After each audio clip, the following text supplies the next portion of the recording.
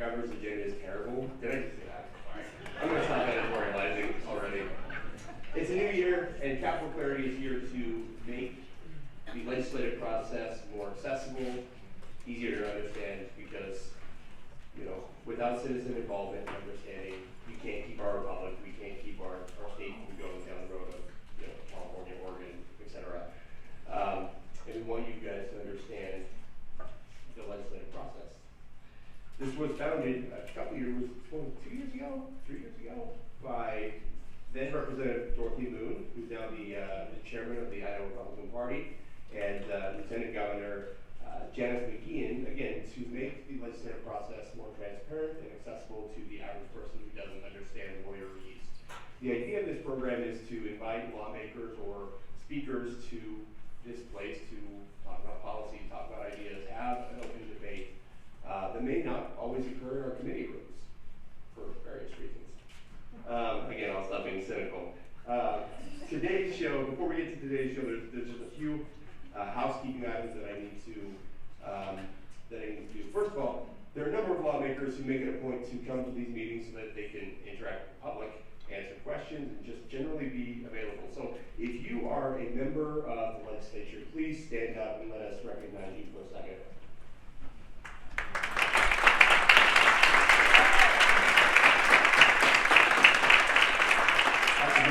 Thank you so much for being here. Now, one more housekeeping thing, and Representative Lenny Price just walked in too. Hi, how are you? Good to see you. I was asked by Dustin to give a little bit of historical background about Capitol Clarity, how it started and why. So almost 3 years ago, if you can believe that, there was an event that happened in March of 2020. Does anybody here in the room remember what happened back in March of 2020?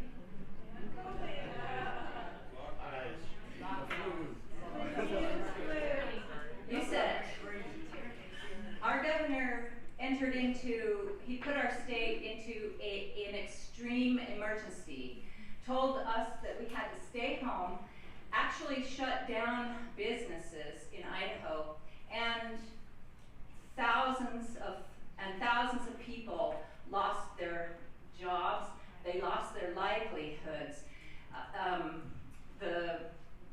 I asked the governor one day, because I had spoken to him 2 days before he issued that executive order, and I said, Governor, what was it that intimidated you to take this action to shut the state down? And he told me that he was following the CDC guidelines. Wow. But what ensued after that action, when thousands of people lost their job, lost their savings and their livelihoods or businesses,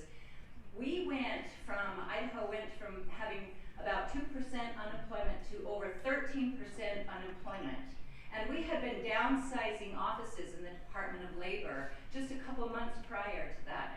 So it made no sense, the decision. But they had a backlog in the Department of Labor where people went for 6-8 weeks without any of their unemployment claims being filed. I mean, they were filed, but they went this long with no ability of any income coming in. People were literally starving. They could not put food on the table. So that's what the first thing that happened that set all these things into motion. And then, because the people of Idaho were calling out to their lawmakers, begging the lawmakers to come back into the session, and I was one of those. I along with many other lawmakers, we called on the governor to call the legislature back into special session. Well, that's the next thing that happened. In August, the governor called the legislature back into special session to deal with liability relief from COVID for our business community. But the problem with the bill that the governor had drafted up was that you would only receive liability protection if you followed the governor's guidelines. So, but thank God, people had an opportunity to come back to the Capitol. And if you can remember back then, it was a difficult time for a lot of people. I sat and I watched all the hearings and I listened to the testimony of the people coming forward to talk to the lawmakers and just pouring their heart out about how they were suffering and needed help. And it was a little awkward sometimes. If you remember, the Speaker of the House, the current Lieutenant Governor, blocked off the chambers of the House, and the people wanted to get into the chambers. So there was a little conflict there. Glass was broken. Yes, there were some arrests in this building, but it all happened because the people of Idaho, who had never, some of them have never even been into our Capitol building, were just flooding into the Capitol, and they wanted their voice to be heard. And so, so fortunately, that special session, they did have a blanket liability relief. It did not have to be under certain conditions. And then both chambers, the House and the Senate, made promises to their constituent coming into the next legislative session that they would address a number of these things. And so then that next legislative session started, and again, I had hundreds of people coming into my office, and they would beg me to help them. Saying things like, I really want to testify in front of the committee, but I don't know what to say, I don't know how to act. And so I thought, you know, this idea for Capitol Clarity really came into being because of what I wanted to do. Is I wanted to help harness the energy and the emotion that the people had during these difficult times and channel it in a positive direction. And that's how it started. That's what it was all about. A lot of people had never even been in the Capitol before, didn't know how to navigate through the website or how to testify. One day we even had a mock legislative committee on a bill that they didn't want to hear in one of the Senate committees. So it's been a great experience for the people of Idaho. Yes, my good friend Dorothy Moon, she was the House co-chair, and she and some of her colleagues wanted to advance their conservative agenda. I spoke to the pro tem Winder at the time to try to get a Senate co-sponsor, and he told me that they didn't want to participate because they viewed it as maybe giving away some of their secrets to the House. Well, that's not what this has ever been about. So I'm really happy to see that we have Senate sponsors this year. So thank you to Dustin and your team for continuing this forward, and you all have a great day. Thank you so much.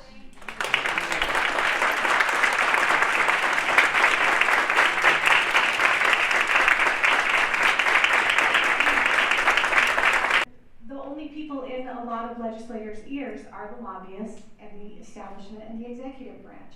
And so the State Freedom Caucus Network is here to help provide that balance.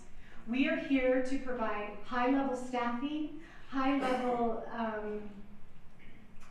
strategy, and things like that for these legislators. We know that a lot of this state thinks that they're Republican and that they're conservative. But is that true? No. No, it's not. A lot of Republicans are actually progressives. Some of them even endorse Democrats. Democrats run as Republicans because they know they can't win as Republicans. And all these people are hiding in here as Republicans. And so the Freedom Caucus acts as the conscience of the Conservative Party. They are the ones that will keep the party conservative. They are the conscience. And the Freedom Caucus is going to help expose what's going on, and they're going to help lead out on these important issues that you saw here on the conservative agenda. It's built on the success of the House Freedom Caucus. Their mission is to support state sovereignty, accountability, and limited government principles. To actually do that, you can fully expect, and you've already seen some of our great members fight against this radical woke agenda that we see permeating our schools, everywhere. They're going to fight against that. They're standing strong. They're fearless, these people. They are fearless. They're going to fight against those who want to destroy families, those who want to harm children, and those who want to raise taxes and grow government. This network is nationwide. Currently there are 10 states, and Idaho was part of 3 that just launched just a couple of weeks ago.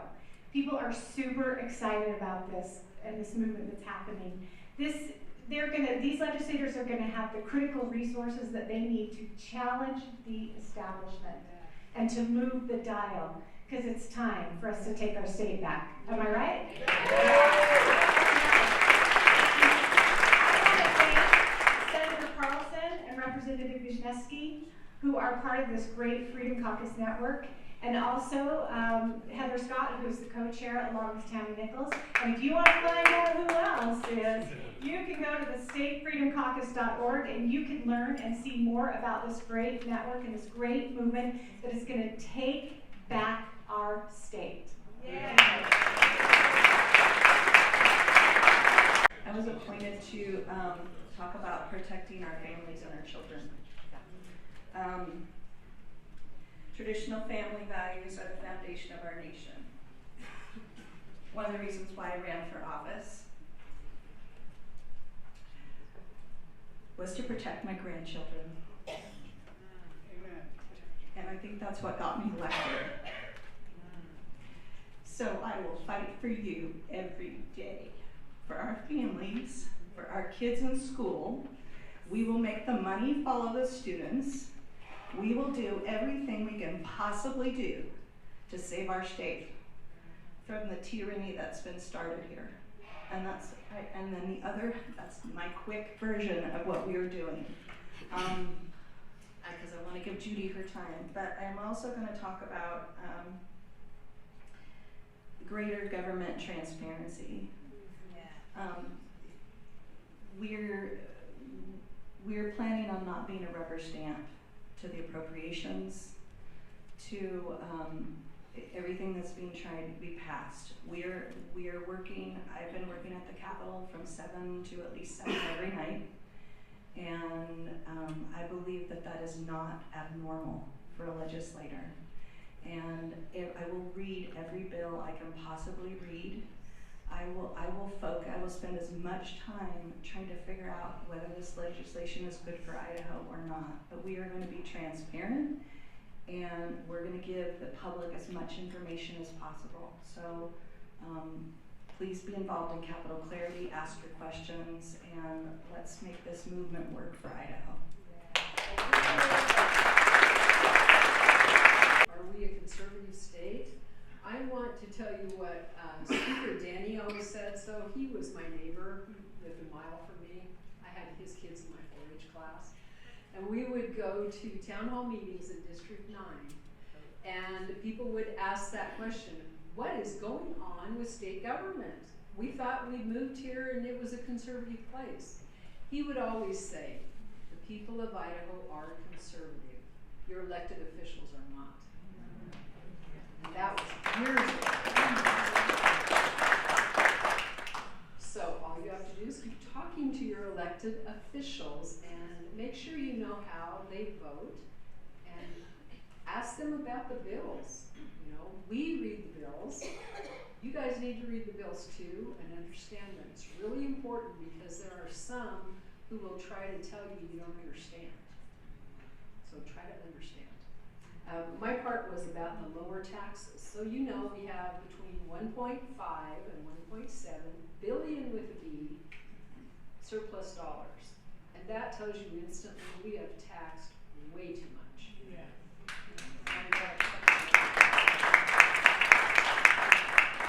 Property taxes are what I hear the most about, and I think most legislators hear the most about. So when we had our special session, I wasn't a big fan of that bill at all. And besides, I feel the bill was unconstitutional. We cannot have two separate subjects put together. So I decided, you know, this isn't doing anything for property tax. So I worked with some folks and we came up with a bill that would have done pretty much the same. Reduce the sales tax, income tax, the same amount, started at the same time, but there'd be no rebate and there'd be no money for education because education is #1 expenditure in the general fund, 62% of it. So I went, okay, it would take $1.1 billion to pay everyone's property tax in December for the first half of the year. That was everyone. That's your home, your farm, your business, utilities, railroads, everything. That's the total cost for 6 months. Well, my bill wasn't even allowed to have an introduction hearing because it wasn't the governor's bill. we have had this problem for a long time, and I have said this numerous times. The legislature is no longer a separate branch. We are nothing but an agency of the executive. We need to start acting like we are the first branch of government.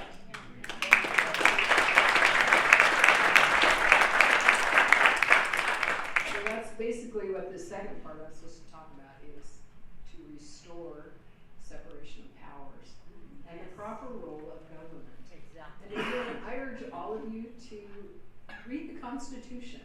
Now the state one's a little long and convoluted and has a lot of things in there that really should be in law, but at least get a really good understanding and a review of the U.S. Constitution. It's short, it's easy to understand, and Hillsdale College has a fantastic free course, Constitution 101. Easy to get through. Constitution 102 is not so much. That's our 201. It's a sad one. It's about the administrative state and how they have taken over our republic. But at least try to get the first one down. And finally this year, after going through 3 speakers, because I've been here a while, and every speaker every year I've asked them for a class on the Constitution for legislators. The only thing we do is take an oath to the Constitution, and yet we have no information about the Constitution unless some of us actually dig it out and understand it on our own. So this year, that Speaker Moyle said, okay, I've heard it for years, yes, yes, we'll have a class, bring somebody in. So we're gonna have an hour.